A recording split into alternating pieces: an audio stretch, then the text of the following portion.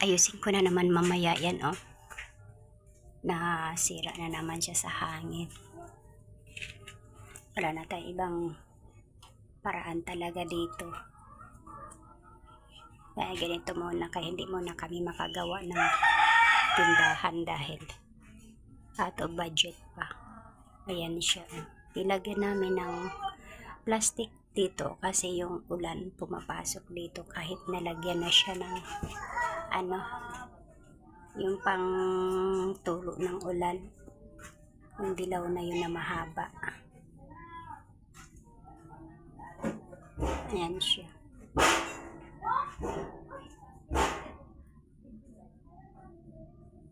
Yun. Yung mahaba na yung dilaw na yun. Yun yung sa ulan. Ang kaso lang, pag lumakas na ang hangin at umulan, pumapasok dito yung ng ulan kaya nilagyan namin. Kaya dito siya nabubulok, nangingitim. Dito, kaya nilagyan ko ng light na pintura para hindi naman siya pangit tingnan.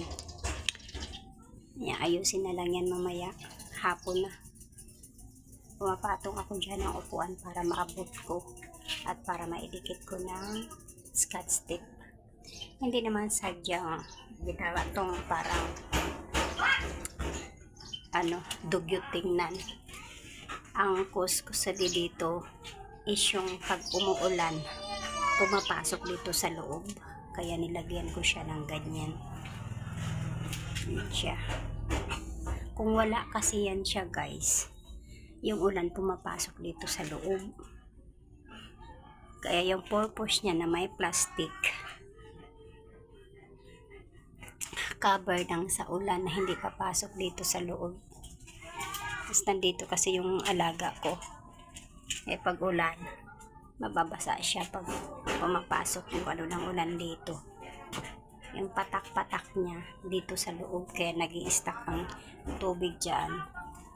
Dito nag-i-stack ang tubig. Ayan.